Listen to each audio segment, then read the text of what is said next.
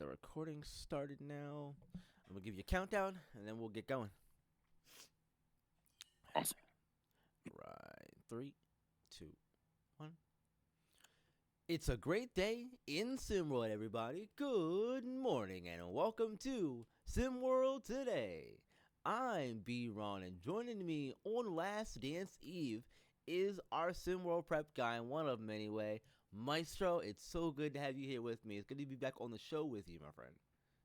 It is great to be here with you. I'm just so sad I can't see the most beautiful man in SimWorld today. We got to do it like this. Yeah, we gotta do it like this. But look, it's gonna be a fun show, regardless of what it looked like, what it sounded like, what it be like. As you say, let's go ahead and let's Hmm. jump right into it because, as everyone knows, the Last Dance was delayed a week. It was supposed to start last week, Friday, but due to the weather conditions hitting the southeastern portion of the U.S., with Houston also being affected in that there were travel issues for teams got delayed in travel, that kind of stuff. So it's gonna start tomorrow instead, as we're recording this on Thursday.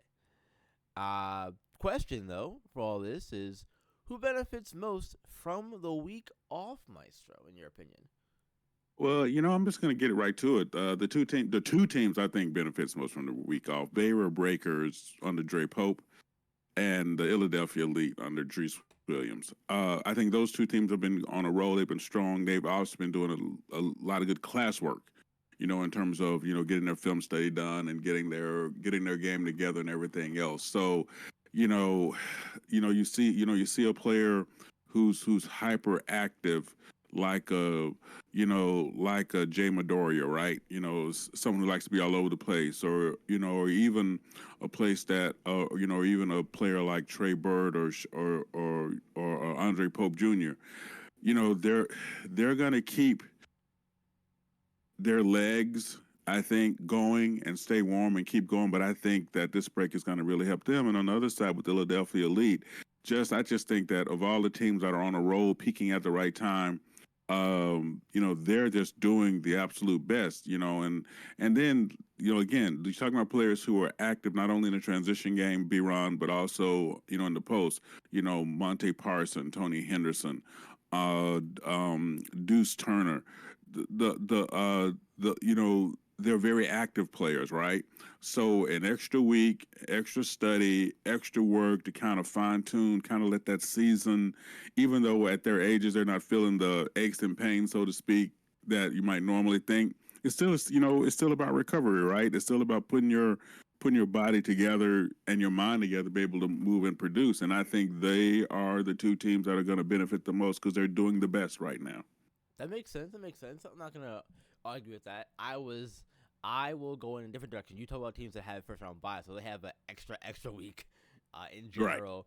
So I'm gonna go to a team who does have a game, over this coming weekend anyway, and that's the Lone Star Basketball Club. Honestly, um, Hmm. and I say that because when you look at both of the teams that play in Texas, H-Town Hoopers, Lone Star Basketball Club, I think that being in your home state or in your home city, if you're in H Town's case, I think that does a lot to keep you comfortable without having to worry about, again, traveling like some of these teams had to get here. Some Right. got to Houston last week and they've been there for a whole week, and some may have gotten there in the last few days. Again, depending on your travel situation. But so I think that for Lone Star, because they are already in Texas, again, same goes for H Town. I think that those two teams benefit the most from having the extra week off because they're already here. they Right. don't they, Right. Right. Right. they don't have to uproot their schedule to get to this point in time where they're scrambling to do what they need to do to get ready to play, whether you're playing this week or next week if you have a bye in H Town's case. So for me, it's the two Texas teams who could benefit most from the week off. We'll see how that goes though. Um, Yeah.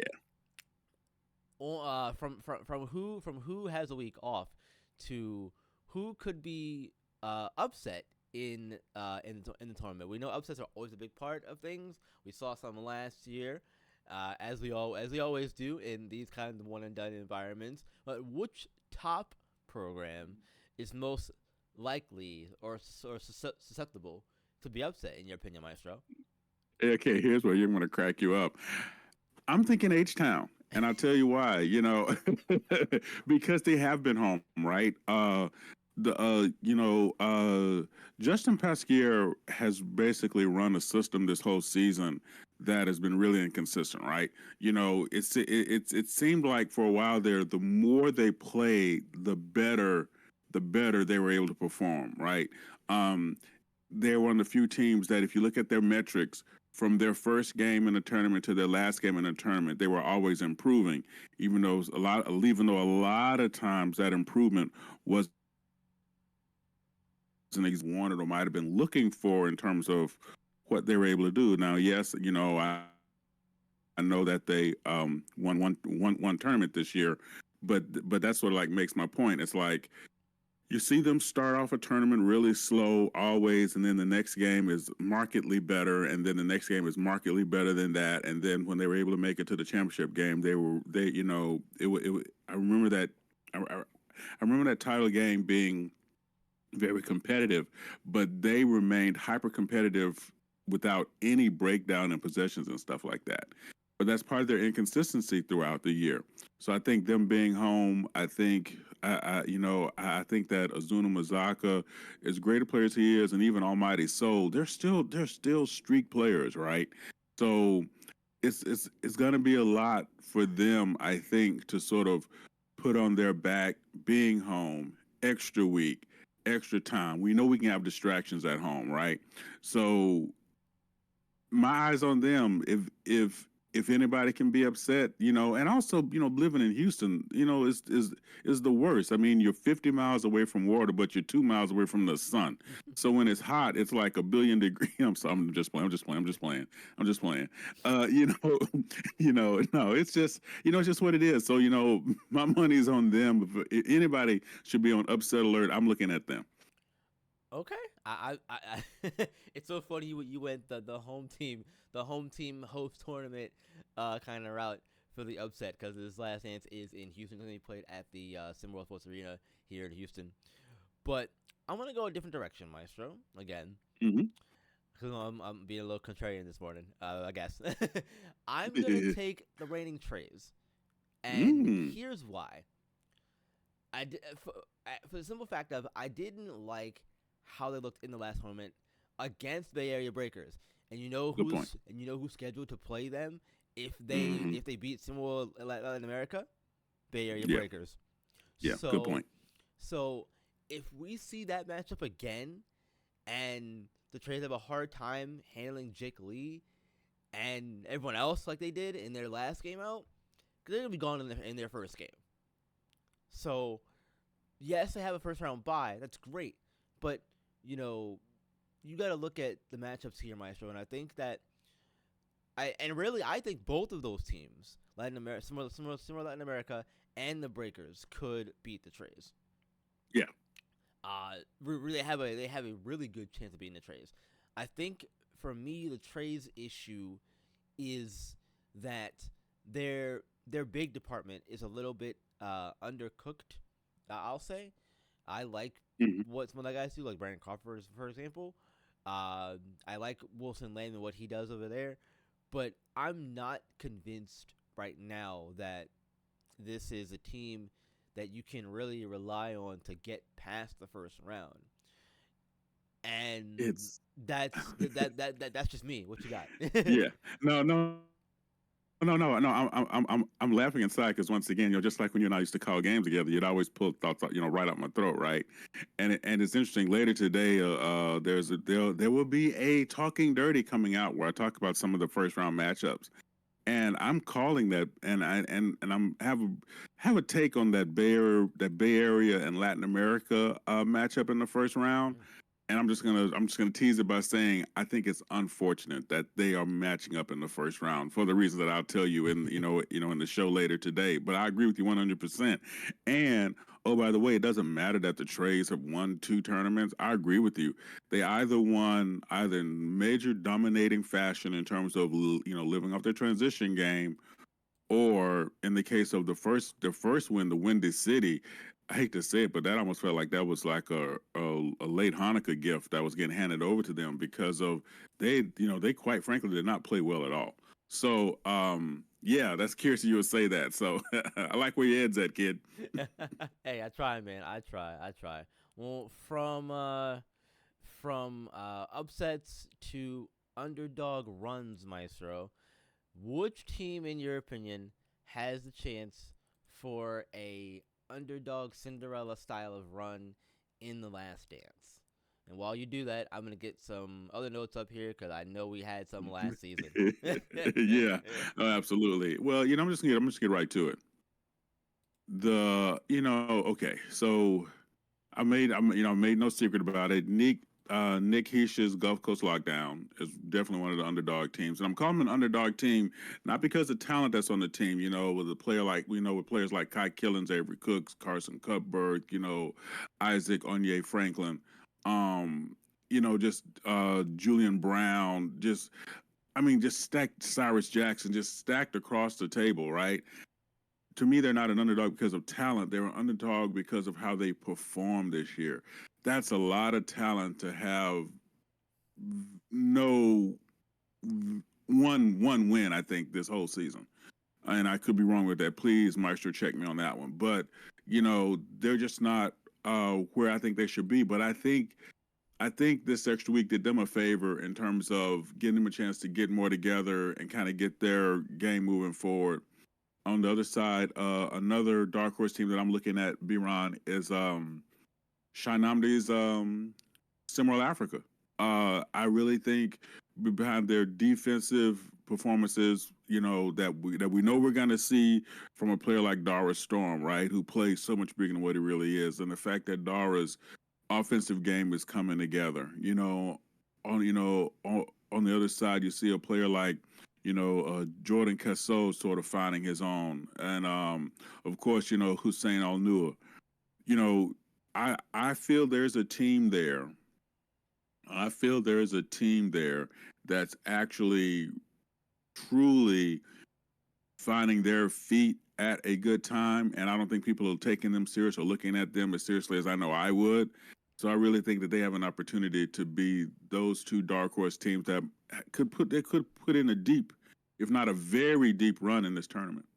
Yeah, I do like Gulf Coast as an upset kind of underdog because of the talent there. They are they came into the season, Maestro, as one of the favorites to win the Last Mm-hmm. Dance. Mm-hmm. So it wouldn't surprise me to see them really put it together all in the next few weeks here to make that run that we thought they could make this entire time. They were really good last season. Nick Keish came out and really he had a lot of big words to say in his first season as head coach last season, and for the most part, they lived up to those because they ended up playing really well and getting to a solid performance in the run to one last season. They ended up losing to Yaklub in the second round.